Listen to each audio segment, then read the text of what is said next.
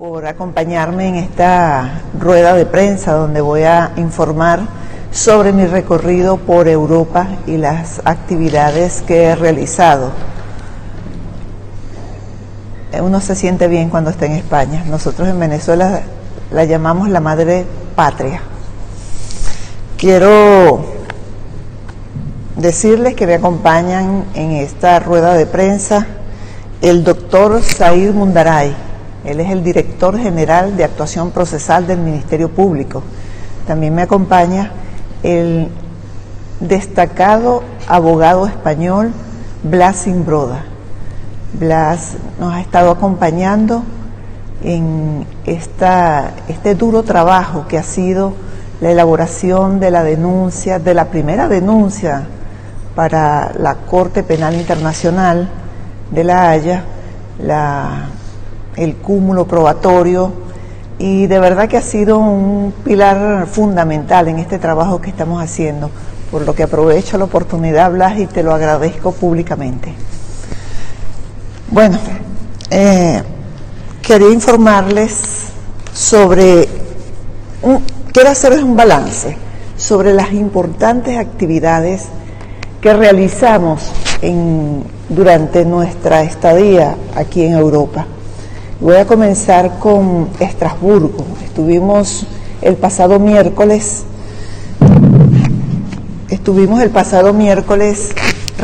en una importante reunión con el presidente del Parlamento Europeo, Antonio Tajani.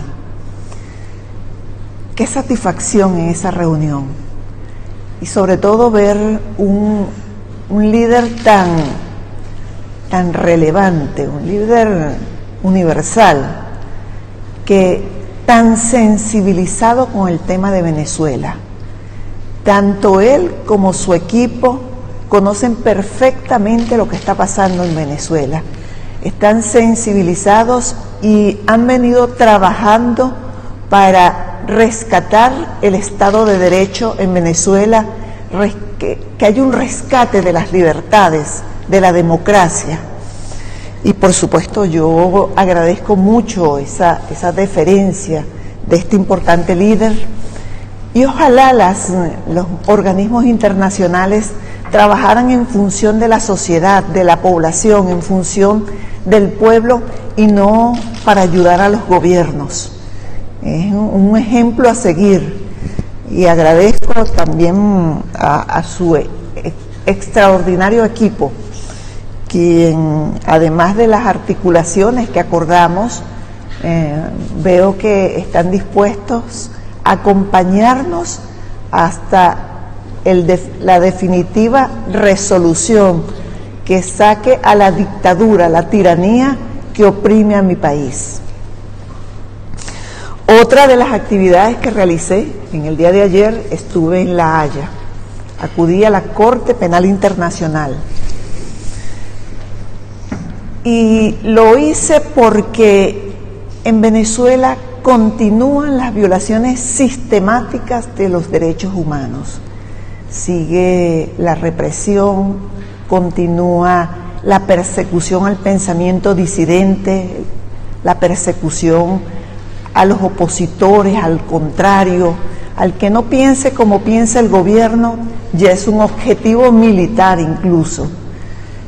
Por esa razón, acudí a ampliar la denuncia que había presentado el 16 de noviembre del año pasado. El año pasado yo denuncié a Nicolás Maduro y a 4 generales, el ministro de la Defensa, Vladimir Padrino, al ministro de Interior y Justicia, Néstor Reverol, al jefe de la Policía Política, Gustavo González López, y el que fue comandante de la Guardia Nacional, uno de los componentes de la Fuerza Armada, Antonio Benavides Torres. Los denuncié por crímenes de lesa humanidad. Como consideramos y presentamos evidencia que esos crímenes de lesa humanidad continúan en Venezuela, continúan perpetrándose en Venezuela, y no solamente eso, sino que tengo el temor, y mi equipo tiene el temor de que eso se profundice y se mantenga en el tiempo. Y es necesario adoptar medidas urgentes que puedan frenar este atropello a la población, estas agresiones desmedidas hacia la población, que no solamente se manifiestan en el atentado a la vida, a la integridad física, sino también en no permitirle a la población el acceso a derechos tan fundamentales como es la alimentación, la salud, el derecho a la comunicación. Por esa razón, denunciamos que como parte de esta política que viene implementando el gobierno, ejecutó la acción donde perdió la vida Oscar Pérez y 6 personas más. Este fue un procedimiento, un operativo militar, donde participaron más de 500 funcionarios, tanto policiales como militares, con un importante equipo de guerra, como tanquetas, lanzacohetes, helicópteros, fusiles, granadas y muchísimas armas cortas. Fue un lamentable episodio, fue una masacre lo que ocurrió, porque luego que atacan el inmueble donde estas personas se encontraban con los cohetes, luego llegaron y remataron a los que estaban vivos. Casi todos estaban vivos, de acuerdo a los testimonios que nosotros tenemos y que presentamos ante la Corte Penal. Lo que llamamos en Venezuela tiros de gracia, y en la región frontal. Entonces es indicativo que hubo ejecuciones. Entonces eso fue denunciado ante la Corte Penal Internacional. Aquí incorporamos a dos personas, a 2 militares, porque en Venezuela resulta que los militares ocupan todos los cargos públicos, casi todos los cargos públicos, ministerios, organismos, dependencias, empresas del Estado. Incorporamos al comandante estratégico operacional. Eso es un organismo que tiene casi el rango del Ministerio de la Defensa. Él responde al nombre de Remigio Ceballos y Chazos. Remigio Ceballos y Chazos. Y el jefe de la Policía Nacional, Carlos Pérez Ampueda. Ellos dos fueron denunciados y solicitamos que la Corte Penal Internacional, en caso de que la fiscal decida iniciar la investigación, que acuerde la privativa de libertad contra ellos, así como contra a quienes denunciamos el pasado 16 de noviembre. Por otra parte, tuve la oportunidad de reunirme con los venezolanos en La Haya, en Ginebra. Faltó Maduro, ¿Perdón? Faltó Maduro faltó Maduro. Me recuerdan, me apuntan por aquí que faltó Maduro, pero eso está por descontado. El principal responsable de lo que ocurre en Venezuela es Nicolás Maduro. Y he intentado distintas acciones en contra de él, no solamente en la Corte Penal Internacional, sino también en Brasil y ante el Tribunal Supremo de Justicia venezolano legítimo que funciona en el exilio. Si tenemos oportunidad, hablaremos de eso, porque ahorita hay cosas más importantes de que hablar, y yo creo que es este tema de la Corte Penal. Pero quería hacer referencia a que me reuní también con los grupos de venezolanos que viven en Ginebra y que viven en La Haya. Y quiero confesarles esto, primera vez que lo digo públicamente, se lo comenté a mi equipo. Haber estado con este grupo de venezolanos me llenó de esperanza. Primero, la forma como me recibieron, con alegría, con entusiasmo. Y, por supuesto, eso le hace mucho bien a quienes estamos en esta situación de exilio, quienes no podemos estar en Venezuela.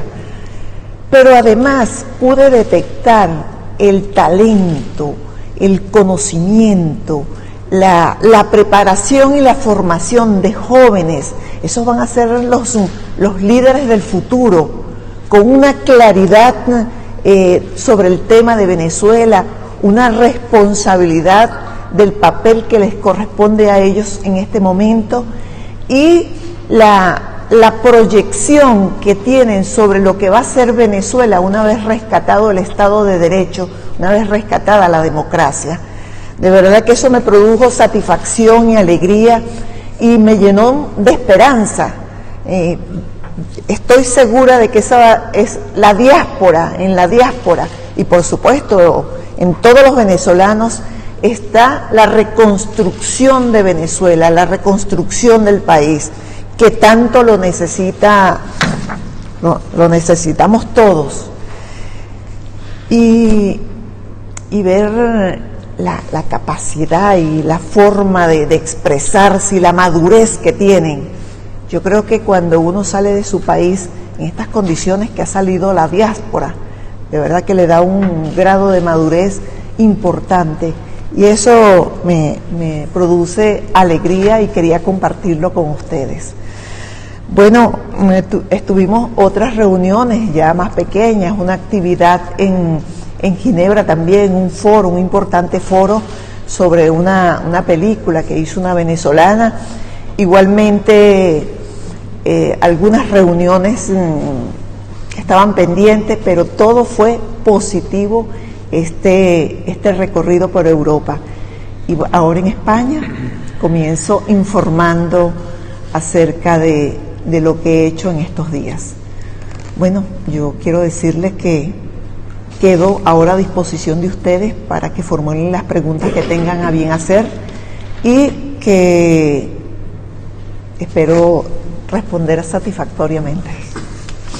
Comenzamos con un ciclo de preguntas, siempre hay periodistas anotados, pero luego daremos la palabra a los que estén interesados en preguntar y levanten la mano. David Placer de Venezuela.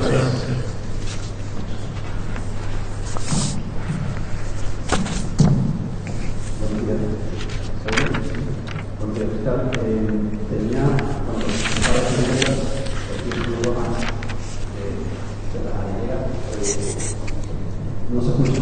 Ahora sí.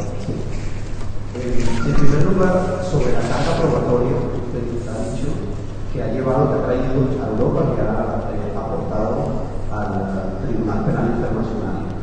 ¿Qué pruebas contundentes tiene usted contra el gobierno de Nicolás Maduro y los altos jerarcas de ese gobierno que pudieran comprometer su libertad o su continuidad en el gobierno?